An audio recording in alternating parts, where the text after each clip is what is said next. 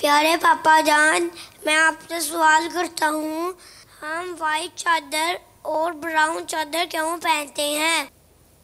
पापा सफ़ेद चादर और ब्राउन चादर, सफ़ेद चादर और ब्राउन चादर ये वैसे शरअन मुबाह, अगर कोई फसाद नीयत ना हो तो जायज़ है। अच्छा, अब ये अच्छी नीयतों से, जबकि अच्छी नीयतों का महल हो, ये कार्य सवाब बन जाएंगी। मिसाल के तौर पर सफ़ेद चादर ओढ़ने से नमाज के वक्त खुशू में भी रुकावट नहीं है, अटकती नहीं रहती, सरकती नहीं रहती है, नमाज में कोई रुकावट नहीं बन रही। अच्छा, दूसरों को देखकर भी वहशत नहीं आ रही। सफ़ेद या ये जो भी चादरें, तो दोनों अपने ले लेते साथ। जहाँ जहाँ इनसे कोई भी मतलब रुकावट नहीं आ रही और ना ये मतलब खुशू में रुकावट है, तो अब ये अपने असल हुक्म पर रहेगी, मुबाह है, ठीक है ना।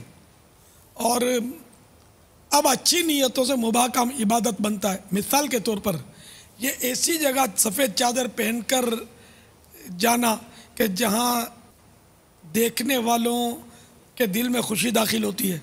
मिसाल के तौर पर अपना यहाँ पर मेरे पास जैसे इस्लामी भाई तशरीफ़ लाते हैं, तो जिसके सर पे सफ़ेद चादर होती है मुझे मज़ा आता है, दिल खुश होता है। नहीं होती तो थोड़ा नहीं आता, इतना कम मज़ा आता है यार। यूँ दिल में होता है कि यार सफ़ेद चादर नहीं उड़ी, ये होता है ना अपने यहाँ। गो उसका ना उड़ना कोई गुनाह नहीं है, लेकिन अपने एक दिल जोई। तो अब जैसा कि मेरे पास आया और सफ़ेद चादर ओढ़ी तो मेरी दिलजोई की नीयत हो सकेगी। इसी तरह इज्तिमा में आया तो बहुत सारे इस्लामी भाइयों की सफ़ेद चादरों वालों को देखकर वो दिल खुश होता होगा। मेरी तायद करेगा, किसी का दिल खुश होता है सफ़ेद चादर वाले देखकर, सर पे पीछे से लब्बैक। तो इतने सारों की दिलजोई की नीयत यहाँ हो सकती है कि इस्लामी यानी मुतलकन के इस्लामी भाइयों की दिलजोई के लिए पहन रहा हूँ। तो यह कि जायज़ ज़ीनत है जो मुबाह है। अब अच्छी नीयतों से इसमें एक ही अच्छी नीयत हो गई कि इस्लामी भाइयों की दिलजोई हो, ये अब ये सफ़ेद चादर कार्य सवाब बन गई। इसी तरह सफ़ेद चादर के ऊपर ये कत्थई चादर लपेट ली इस तरह, तो ये इसमें भी एक दिलजोई होती है। भाई सफ़ेद पर जो कत्थई चादर लपेटता है उससे किसी की दिलजोई होती है? माशाअल्लाह, देखो हाथ उठा रहे हैं। तो ये भी नीयतें, तो ये कहाँ नीयतें होंगी? हमारे अपने माहौल का, इसका महल है ना कि जहाँ इस्लामी भाई हैं वहाँ ये नीयतें होंगी। अवाम में ये नीयतें, इसका महल मालूम नहीं होता। अवाम को है ना क्या दिलजोई, ताज्जुब करते होंगे उल्टा, समझे, जिसको पता ही नहीं हमारा दावत इस्लामी का। अच्छा, इसी तरह नमाज के लिए मुतलकन हुक्म है कि नमाज के लिए जीनत लो, खुजू जीनतकुम इंद कुल्ली मस्जिदिन, नमाज के लिए जीनत लो।